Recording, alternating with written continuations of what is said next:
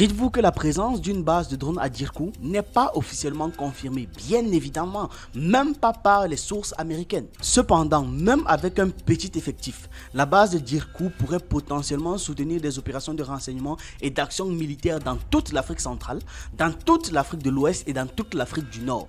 Donc, c'est à partir de cette base secrète non officielle de la CIA au Niger qu'une grande partie des actions militaires en Afrique sont gérées. Le Niger a mis fin à sa collaboration militaire avec les États-Unis et demande le retrait immédiat des troupes américaines. Le porte-parole du gouvernement nigérien l'a annoncé dans un communiqué officiel. Le pays rejette l'accord concernant la présence de représentants militaires et civils du Pentagone sur son territoire. Dans cette déclaration, le porte-parole gouvernemental accuse la délégation américaine dirigée par Molife, sous-secrétaire d'État pour l'Afrique en visite au Niger, d'enfreindre les règles diplomatiques, d'exercer des pressions sur les dirigeants nigériens et de dénigrer les autorités ainsi que le peuple du Niger. Pour rappel, en juillet 2023, un renversement militaire a eu lieu au Niger, mettant fin à un gouvernement pro-français, celui de Mohamed Bazoum. Le Conseil national pour la sauvegarde de la patrie, sous la direction du chef de la garde présidentielle, Abdourahmane Tiani, a pris le contrôle du pays. Suite à ces événements, les États-Unis ont rapidement entamé des préparatifs pour retirer leur installation militaire du Niger. Il s'agit notamment de la base américaine 201 à Agadir, dans la province portant le même nom, et de la base 101 à Niamey, la capitale du Niger. Suite aux événements de 2023, Washington a déclaré son intention de retirer la 101e base et de la transférer à Agadez. Cette décision a été initialement motivée par des préoccupations sécuritaires, mais les considérations budgétaires ont également pesé lourd dans la balance. Les États-Unis ont investi 150 millions de dollars dans la construction de ces installations, la 201e base ayant été achevée seulement en 2019. Environ 1000 soldats américains sont déployés au Niger, la plupart d'entre eux étant affectés à la base aérienne 201. Bien que cette installation soit située sur le territoire nigérien, elle a été financée par les contribuables américains et est sous la gestion des États-Unis pour l'Afrique, Africom. La base 201 est spécifiquement conçue pour accueillir les drones MQ-9 Reaper et peut également recevoir des avions de transport lourds tels que les Boeing C-17 Globemaster III. Selon des sources ouvertes, des détachements de l'unité 409 expéditionnaire aérienne et le bataillon 411 des communications civiles sont également basés sur cette installation. La construction de cette installation a été entachée par plusieurs scandales, notamment des accusations de contournement de la surveillance du Congrès américain, de non-respect des normes de sécurité aérienne et de réglementation technique. De plus, l'objectif opérationnel de la base 201 demeure un mystère. C'est un mystère même pour les hauts fonctionnaires du comité des chefs d'état-major américains. La pertinence de son installation en tant que centre de renseignement est limitée aux situations où les informations collectées par les drones sont immédiatement exploitées par les forces d'opération spéciales ou les unités chargées de l'engagement ennemi. Dans d'autres circonstances, les valeurs des données opérationnelles diminuent avec le temps, tandis que le coût de fonctionnement de la base soulève des interrogations chez les inspecteurs. Le MQ-9 Reaper n'a pas montré ses capacités de frappe dans cette région. De plus, l'utilisation de l'espace aérien des États voisins du Niger par les drones de reconnaissance américains pose de nombreuses questions juridiques. Le manque d'équipements de défense aérien fiables chez les pays voisins ne diminue en rien l'importance du problème. Actuellement, l'activité de la base est restreinte à raison des sanctions imposées par Washington suite au coup d'État survenu au Niger en juillet 2023. En conséquence directe, c'est que l'unité militaire est largement inactive. En outre, le commandement militaire américain a même élaboré un plan en cas d'évacuation des deux bases d'Agadez et de Niamey au Niger. Pour les Américains, ce serait judicieux de regrouper les deux bases, vu que là, ils vont réduire les coûts d'exploitation.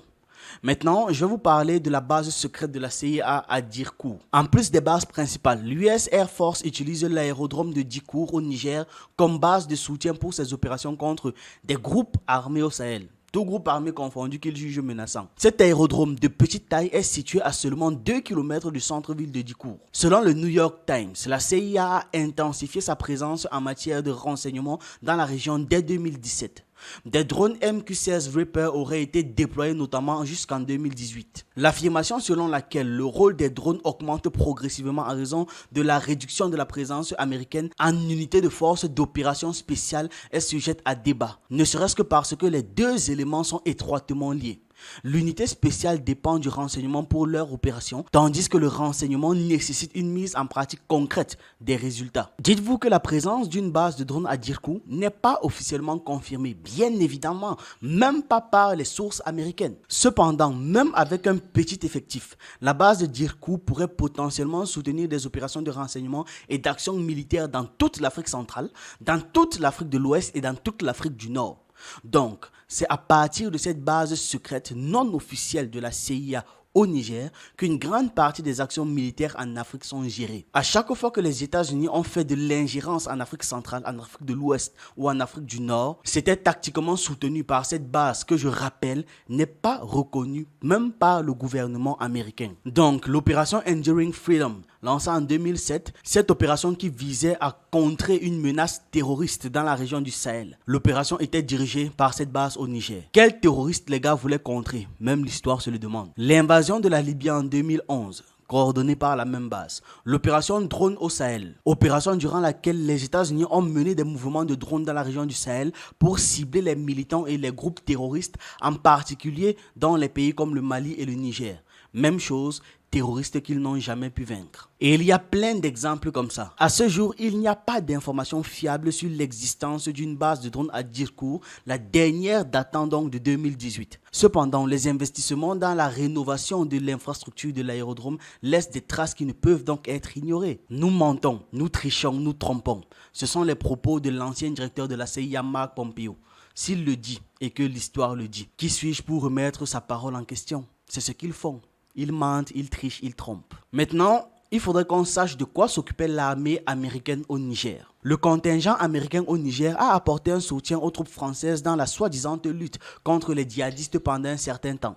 Cependant, en 2023, après le coup d'État donc, les autorités du Niger ont demandé à Paris de retirer leurs troupes. Le dirigeant nigérien Abdourahmane Tchani a accusé la France de soutenir les groupes terroristes opérant dans le pays et a même demandé des compensations pour plus d'un siècle de pillage des ressources naturelles. De plus, les autorités de transition du Niger ont annoncé leur intention de revoir les accords militaires avec les pays de l'Union européenne. Donc, les USA et la France étaient de mèche dans l'organisation du désordre dans toute la région du Sahel et faisaient mine de ne pas comprendre ce qui se passe ou d'être dépassés par l'explosion du terrorisme.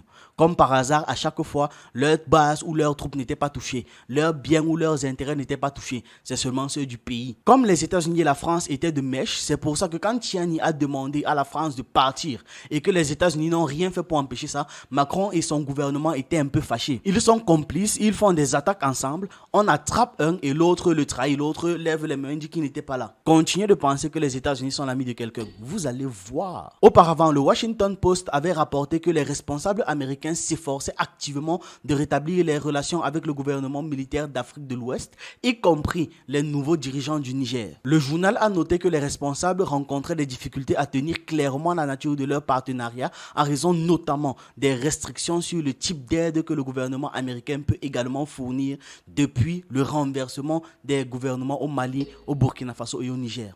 Ces informations sont basées sur des entretiens avec 12 fonctionnaires, analystes et militants américains. Le gouvernement américain n'a pas abandonné l'idée de renouer contact avec le régime actuel du Niger.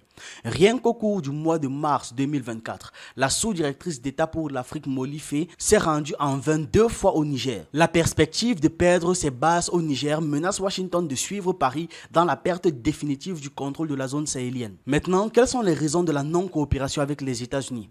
Déjà, il y a la volonté insatiable des peuples de se libérer et de se battre férocement pour obtenir leur libération. Ensuite, ces derniers mois, le Niger s'est rapproché de la Russie. En décembre 2023, une délégation dirigée par le vice-président russe de la Défense s'est rendue à Niamey. Les deux parties ont signé un mémorandum d'entente visant à renforcer la coopération en matière de défense. En mi-janvier 2024, une délégation du gouvernement nigérien s'est rendue à Moscou. Après le coup d'État, il est clair que les politiciens et les militaires nigériens cherchent à tirer parti de la situation. Les intérêts de la Russie dans ce contexte semblent être motivés par un calcul pragmatique et froid. L'extension de la coopération militaro-technique avec la Russie, ainsi que la possibilité du déploiement d'un African Corps du ministère russe de la Défense au Niger pourrait constituer une des nombreuses raisons de mettre fin à la coopération avec Washington. Je m'explique. Le stationnement d'une unité militaire de pays concurrents dans un même pays comporte le risque d'incidents divers. Les autorités nigériennes ont clairement exprimé leur insatisfaction quant aux conditions financières du déploiement des bases américaines. De plus, il semble que ni le Pentagone ni la CIA américaine n'aient été promptes à partager des informations de renseignement avec les autorités du pays hôte. Pays, et je le rappelle, qu'ils prétendent être venus aider.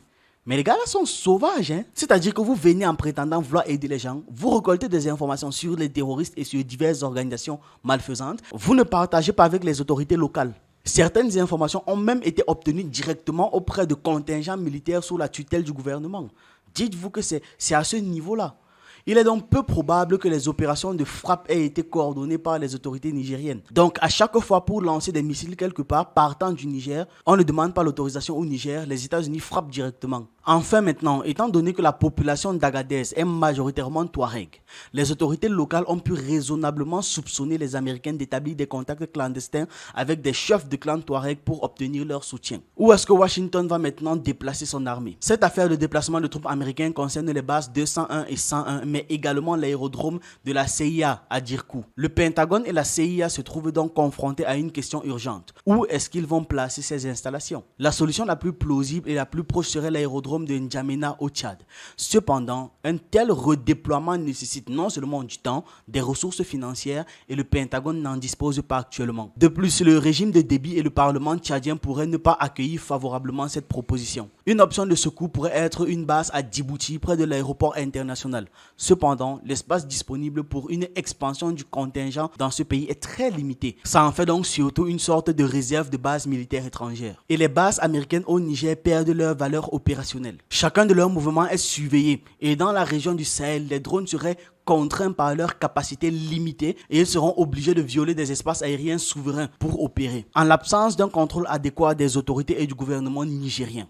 Il est très probable en fait que les Américains vont chercher à juste détruire toute l'infrastructure technique et d'ingénierie de ces bases. On voit bien le déclin de l'empire américain avec cette situation. Non seulement un pays non occidental lui demande de partir, il demande des explications, le Niger dit qu'ils n'ont rien à ajouter de plus. Puis ils sont gênés et cherchent où se déplacer en prenant en compte le fait que le Tchad par exemple ne pourrait pas apprécier le geste. C'est très intéressant de les voir mettre la queue entre les jambes au point de très fortement envisager de détruire un investissement de 150 millions de dollars dans un autre pays. Quoi qu'il en soit, je vous tiens au courant si la situation évolue. En attendant, dites-moi ce que vous en pensez en commentaire et on se retrouve dans une prochaine vidéo.